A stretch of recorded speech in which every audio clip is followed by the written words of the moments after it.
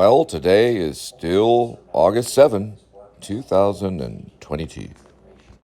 Well, I meant to say night, so it's the night of August 7th, 2022, or August 7th, 2000. That's what I meant to say. All right, so these will be a lot of stop and starts. You may be hearing the little beep noise. It's because I've got the camera on, but the Ridgely Theater began in 1950 as a single theater showing, but when I went there in the 90s, there were actually two two theaters that you could watch a movie in, so they could show two movies there at once. And I went back in there not very long ago, and they changed it kind of to an open kind of community style thing that now it's kind of like a church, but it's also a venue. They're still capable of showing movies they're still capable of showing movies, but it's mostly going to be like from a digital projector, something that anyone really could set up. It's not anything. I didn't see any type of projector that was fancy. Of course, in the 90s, we're talking like 1990 and 91, 92, there was, of course, a 35 millimeter projector, and they would show art house films like Naked Lunch or My Own Private Idaho or Bad Lieutenant or My Brother's Keeper, Midnight Cowboy, things like that. They'd also show things like Drugstore Cowboy. Gus Van Sant films were popular there. This is in the 90s. It was also at times a punk rock venue. So I don't know if I've heard rumors that the Ramones had actually played there. I don't know if it's true, but there are some punk bands that have come through that have played at the Ridgely. They're still doing it, but now it's mostly right here at what's called the Ridgely Lounge Theater. And they'll still do rock, punk, hard metal, speed metal, death metal, different types of metal bands, rock bands, musical venues will play. But it's been around since 1950, so about 5 years after World War II is when they established the Ridgely Theater. Also, there is a light at the top up there, which gives it kind of a Western kind of feel, kind of thing. Little eagle nest thing up there. The very first film that was presented at the Ridgely was in 1950, which was Pretty Baby. It's a Warner Brothers film. Cary Grant was kind of behind a lot of the promotion of that movie, and it was released nationwide. Of course, it did make it to the Ridgely, and it was the opening of the theater. You wouldn't really recognize a lot of the movie stars that were in it, nor the director or the screenwriter, but the movie was called Pretty Baby, 1950. The movie actually starts off with a lady on a subway in New York City in Pretty Baby, if you've ever seen it. So the Ridgely is known for its Spanish mission style, almost kind of like a church looking thing. And that's a 70-foot tower right there, from the bottom all the way to the top. So about almost 7 floors.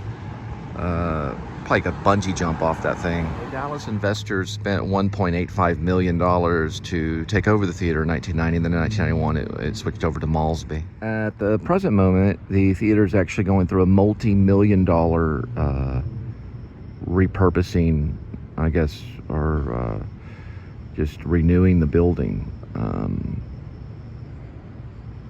They're renovating the building for they're spending multi-million dollars on it.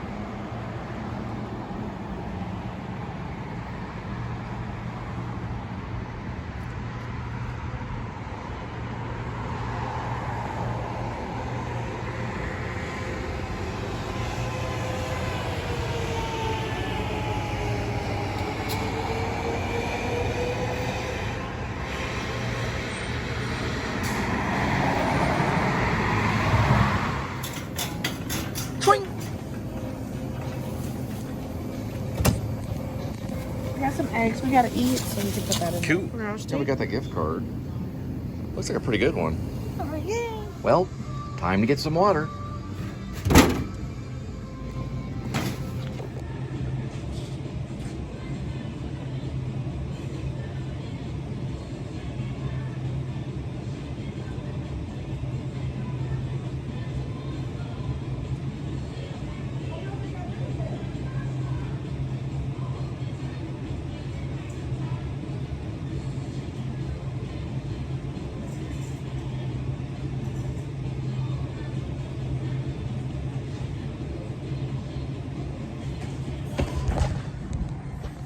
Okay, yeah, that looks good. What does it look like on the inside? We have a different one. Let's see, price. Pros and promises. I think I like that one a little bit more. Is it cheaper? So they have a daily thing. No, this kind of describes it a little bit more, so I'd prefer that over that. Which one describes what? This one's cheaper, but this one kind of describes it, how it's doing with your life at the time. Oh, it's more detailed. So, one person might appear either on the outside or here. Another individual can be a proactive on a great outcome. When God asks us to do something, this is probably thrilled to be chosen and eager to work.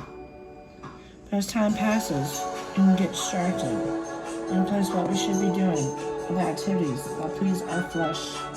Our Heavenly Father only wants what is best for us. And He knows that we will stay steadfast in our faith in our hearts, fully devoted to Him. David prayed for God to keep a yearning in our hearts.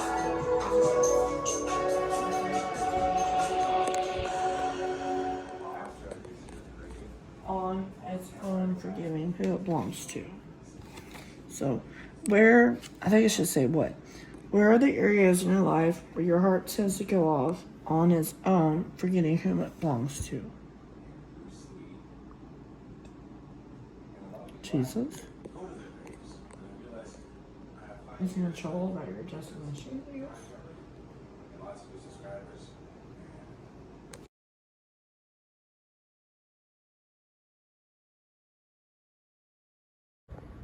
All right, kids. Focusing on the center one, not Adam the Woo or Jordan the Lion, but the one in the center.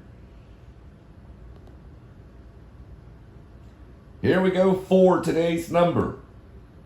August 8, 2022. 10 bowls. Each bowl has a number. Numbers 1 through 10. Oop, we got an update. Sometimes it'll do that. So what happens is this is like a computer. I got this new Roku remote too. It's the voice one. This is kind of a computer too. So it has to send in a quick update and everything. But we're going to be able to get back to it. 10 bowls. Each bowl has a number. Numbers 1 through 10. Swirl the numbers. Pick a number.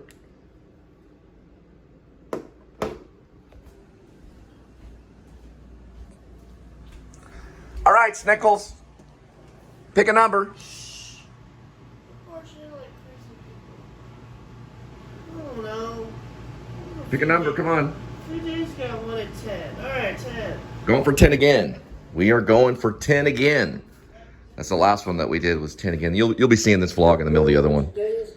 We'll just switch over to this. I have my own style. 8, 2022. 10 balls. Each ball has a number. Numbers 1 through 10.